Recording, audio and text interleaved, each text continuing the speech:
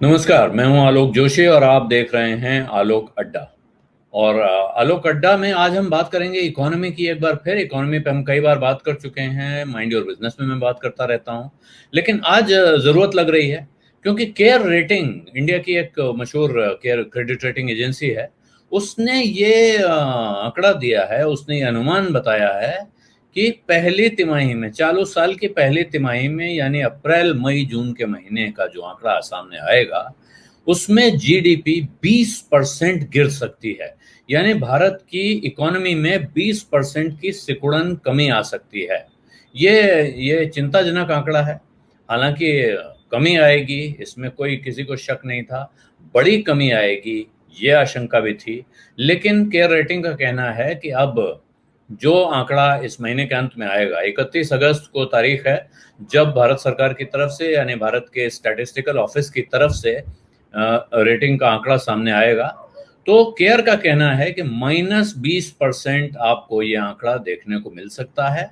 और इसी के साथ इनका कहना है कि ये जो तमाम तरह की अनिश्चितताएं माहौल में थीं, और ख़ास तौर पे आप पिछली तिमाही की बात इसलिए भी ध्यान से ये सोचिए, क्योंकि उसका बड़ा हिस्सा लॉकडाउन में गया है। उससे पहले के क्वार्टर के आंकड़े आए हैं, उन आंकड़ों को लेकर भी बहुत सारे सवाल उठे हैं। लेकिन वो आंकड़ा, वो क्वार्टर, वो तिमाही पूरी की पूरी लॉकडाउन में नहीं थी। अप्रैल से जून के बीच का समय है जिसका बड़ा हिस्सा लॉकडाउन में गया है। यानी भारत में कहीं कुछ नहीं हो रहा था। ऐसे में 20% का सिकुड़ना क्या चिंता का विषय माना जाएगा या नहीं माना जाएगा, ये सवाल है।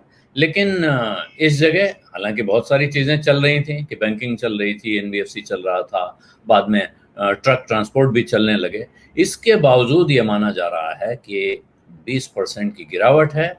और एक जीवीए बोलते हैं, ग्रॉस वैल्यू एडेड, यानी कि इस समय के दौरान कुल वैल्यू कितनी ऐड हुई है। ग्रॉस वैल्यू ऐड इससे समझिए कि मान लीजिए आपके पास 10 लाख रुपए थे और आपने इस बीच में 1 लाख रुपया और कमा लिया, तो आपका जीवीए 11 लाख रुपए हो गया।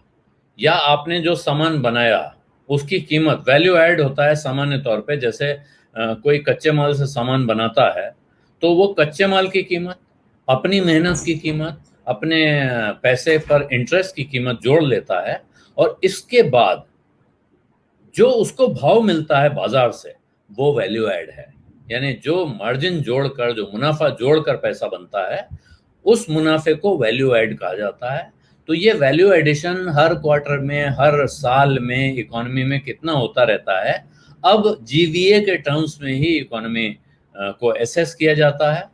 और पहले क्वार्टर का, यानी अप्रैल से जून 2021 का, 2020 का, ये FY21 कहलाता है। पहले भी मैं कह चुका हूँ, फिर बता देता हूँ। वित्त वर्ष 2021 इसलिए कहलाता है क्योंकि ये वित्त वर्ष 2021 में जाके खत्म होगा मार्च के महीने में। तो इस वित्त वर्ष की जो पहली तिमाही है, अप्रैल मई जून 2020, उसमें 19.9% ग्रॉस वैल्यू एडिशन की बजाय ग्रॉस वैल्यू डिप्रिसिएशन कह लीजिए, ग्रॉस वैल्यू डिप्लीशन कह लीजिए, कुल बात ये कि आपके पास जो था, इस देश की पूरी इकोनॉमी के पास जो था, उसमें 19.9% की कमी आ गई है। वो बाजार में भाव गिरने से आई हो, वो एक्टिविटी न होने से आई हो, वो पैसे की कीमत कम हो जाने से आई हो, किसी भी वजह से आई हो, ये गिरावट आई है। और इसमें एग्रीकल्चर और सरकारी खर्च को छोड़कर जितने भी जो सेक्टर्स हैं भारत की अर्थव्यवस्था से जुड़े हुए, उन सब में गिरावट आई है। और ख़ास तौर पे जो दो सेक्टर हैं इसमें, एग्रीकल्चर, फॉरेस्ट्री यानी जंगल और फिशिंग है, और सरकारी खर्चा है, और इसके अलावा डिफेंस है यानी फौज का खर्च। ये सेक्टर्स हैं जिनमें ग्रोथ दिखेगी इस दौरान भी। और उसकी वजह आप समझ सकते हैं क्यों दिखेगी, जबकि बाकी सारे सेक्टर्स में डी ग्रोथ यानी गिरावट दिखेगी। और सबसे खतरनाक गिरावट, सबसे भयानक गिरावट दिखने जा रही है इस जून को खत्म होने वाली तिमाही में इंडस्ट्रियल कारोबार में। इंडस्ट्री में 35.9% की गिरावट आएगी, लगभग 36% इंडस्ट्रियल कारोबार, और इसमें कोई आश्चर्य नहीं होना चाहिए। ये तो फिर भी कहेंगे कि आप आखिर के एक महीने में जहां काफी कुछ चीजें खुल गई थी उसकी वजह से, कुछ जो बहुत बड़े कारखाने हैं, रिफाइनरीज वगैरह हैं जिनमें काम हो रहा था पावर सेक्टर के बड़े कारखानों में, वो जोड़ सकते हैं इस वजह से, वरना तो जीरो होता ना। जब सब कुछ रुका हुआ था तो 100% की गिरावट, 80% की गिरावट, 70% की गिरावट हो सकती थी, लेकिन वो 35.9% की गिरावट पर रुका हुआ है। दूसरी तरफ सर्विसेज सेक्टर, जो इस वक्त कहा जाता है पिछले कई वर्षों से 1991 के बाद से ये सेक्टर खास तौर पे फोकस में है, कहा जाता है यही इकोनॉमी को चलाता है। सर्विसेज सेक्टर में 16.8%, 16.8% की गिरावट दर्ज होने जा रही है, ये केयर की रिपोर्ट कहती है। सिर्फ यह है कि इस क्वार्टर में कोई चीज गनीमत वाली है, कोई चीज आपको अच्छी खबर दिखाने वाली है, कोई चीज आपको राहत देने वाली है, तो वो है सरकार का खर्च, जिसको पब्लिक एडमिनिस्ट्रेशन का खर्चा कहा जाता है। वो जो सरकार ने स्टिमुलस पैकेज अनाउंस किया, जिसको इकोनॉमी में दम लाने के लिए कहा गया, 20 लाख करोड़ रुपए का पैकेज, इस पर अभी बहुत विवाद है, बहुत डिबेट है। वो डिबेट अभी हाल फिलहाल बंद होने वाली नहीं है कि वो 20 लाख था कि 2 लाख था या 2 लाख भी नहीं था। लेकिन इस रिपोर्ट के हिसाब से वही स्टिमुलस या वही जो मदद का पैकेज आया था, वही एक कारण है जो कि कुछ सेक्टर्स में, खास तौर पे पब्लिक एडमिनिस्ट्रेशन सेक्टर में, ग्रोथ को ड्राइव करने जा रहा है इस तिमाही में। और इसी की वजह से जो बड़ी भारी गिरावट हो सकती थी वो जाकर 20% पे कुल मिलाकर रुकती हुई दिखेगी। जहां तक डिमांड का सवाल है, तो डिमांड के हाल बहुत खराब हैं। डिमांड इस रिपोर्ट के हिसाब से अभी भी डिमांड नहीं है, इन्वेस्टमेंट नहीं है, यानी कंपनियां या व्यापारी, बिजनेसमैन या प्राइवेट लोग पैसा किसी काम में नहीं लगा रहे हैं। इस बात से धोखा मत खाइएगा कि शेयर बाजार में बहुत तेजी हो रही है, शेयर बाजार में बहुत पैसा लग रहा है। शेयर बाजार में पैसा लगना और इंडस्ट्री में पैसा लगना, इन्वेस्टमेंट होना, उसमें फर्क होता है। और यहाँ 70% से कम का कैपेसिटी यूटिलाइजेशन हुआ है कुल मिला के सेक्टर्स में। इस वजह से कोई कंपनी नया इन्वेस्टमेंट नहीं करना चाहती है, उसके लिए कर्जा नहीं उठाना चाहती है। और प्राइवेट सेक्टर का जो कंजम्पशन है लॉकडाउन की वजह से, वो जो होना चाहिए था, जैसी उम्मीद थी, उससे नीचे रहा है। और एक्सपोर्ट्स में भारी गिरावट आई है। एक्सपोर्ट्स में 37% की गिरावट है। ये बहुत जबरदस्त गिरावट है। हालांकि इसके वजह से भी कहा जा रहा है कि आप भारत का बैलेंस ऑफ पेमेंट सिचुएशन अच्छी हो गई है। अब जो हमको घाटा होता था वो घाटा, व्यापार घाटा जिसे कहते हैं, एक्सपोर्ट ज्यादा हो इंपोर्ट कम हो, इंपोर्ट ज्यादा हो एक्सपोर्ट कम हो, तो आप उसको व्यापार घाटा मानते हैं कि भाई हम दूसरों को ज्यादा पैसा दे रहे हैं, उनका माल खरीद रहे हैं, और हम दूसरों को माल बेच के कम पैसा कमा रहे हैं। ये व्यापार घाटे को बढ़ाता था। लेकिन एक्सपोर्ट में भारी गिरावट है, 37% की गिरावट है। तो यानी कि हमारा माल बाहर बिकना और कम हुआ है। इस बीच क्योंकि इंपोर्ट भी कम हुआ है, इसलिए फिर ये राहत थोड़ी आपको उतनी तकलीफ देने वाली नहीं दिखती है।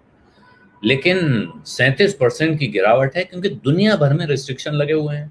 इससे कितना कब उभरेंगे ये कहानी और है। लेकिन इसी के साथ जो बड़ी खतरनाक खबर सरकार के लिए, सरकारी खजाने के लिए है, वो है कि इसी तिमाही में जो जीएसटी का कलेक्शन है वो 41% गिरा है, 41% नीचे रहा है पिछले साल। ये सब जब मैं परसेंटेज आपको बता रहा हूं, ये ध्यान रखिए। इसको अंग्रेजी में वाई ऑन वाई कहते हैं, साल दर साल। साल दर साल का अर्थ पूरे साल का नहीं है। पिछले साल की यही तिमाही, यानी 2019 में अप्रैल से जून के बीच जो हुआ और 2020 में अप्रैल से जून के बीच जो हो रहा है, ये उसका कंपैरिजन है। ये वाई ओ वाई कंपैरिजन है। इसे इसलिए किया जाता है क्योंकि आपको मालूम है अलग अलग मौसम में अलग अलग तरह के काम होते हैं, अलग अलग तरह की डिमांड्स होती हैं। इसलिए ये कंपैरिजन दो तरह के होते हैं अलग अलग इंडस्ट्रीज में। लेकिन इकोनॉमिस्ट बड़े पैमाने पे जब पूरे देश को देखते हैं तो वो ये वाई ओ वाई कंपैरिजन, यानी इस साल के इन 3 महीनों को पिछले साल की इसी अवधि से कंपेयर किया जाता है, उसकी तुलना की जाती है। कुछ मामलों में क्यू ऑन क्यू होता है, यानी पिछले 3 महीने जनवरी फरवरी मार्च में कैसा रहा और अप्रैल मई जून में कैसा रहा, ये तुलना भी की जाती है। लेकिन यहाँ वो तुलना नहीं है। वो तुलना होने पे हालत और ख़राब दिखेगी, क्योंकि साल के आखिरी 3 महीने आमतौर पे ज़्यादा एक्टिविटी वाले महीने होते हैं, उनमें भारी एक्शन होता है, और वहाँ के आंकड़ों के साथ इसको अगर कंपेयर किया जाएगा तो और मुश्किल हो सकती है। लेकिन ये पूरे साल का जो आंकड़ा आपको दिख रहा है सामने, ये चिंता जगाने के लिए काफ़ी है। इससे और कितनी चिंताएं पैदा हो सकती हैं, ये सोचने का वक्त है। और अभी 31 अगस्त का इंतजार करना है, जब सेंट्रल स्टैटिस्टिकल ऑफिस की तरफ से औपचारिक तौर पर इस बात का ऐलान होगा कि जीडीपी का आंकड़ा क्या है। अब सवाल ये भी है कि क्या सीएसओ उसका ऐलान करता है, या सीएसओ इस बार कह देता है कि इस अप्रत्याशित परिस्थिति में, अभूतपूर्व परिस्थिति में जो आंकड़े आ रहे हैं उनका पीछे से तुलना करना ठीक नहीं है, इसलिए हम इस आंकड़े को इस अंदाज में पेश नहीं कर रहे हैं। उम्मीद है कि उन्हें करना चाहिए और उन्हें साथ में बताना चाहिए कि कितनी जल्दी वो हालात सुधरने की उम्मीद करते हैं। आज मैं यही इजाजत चाहता हूं। एक बार फिर मैं आपसे आग्रह करूंगा, अगर अभी तक आपने मेरा यूट्यूब चैनल वन आलोक जोशी सब्सक्राइब नहीं किया है तो उसको सब्सक्राइब कर दें, साथ में घंटी भी बजा दें, ताकि आपको खबर मिल सके कब मैंने नया वीडियो बनाया या कब मैं लाइव आया। धन्यवाद, नमस्कार।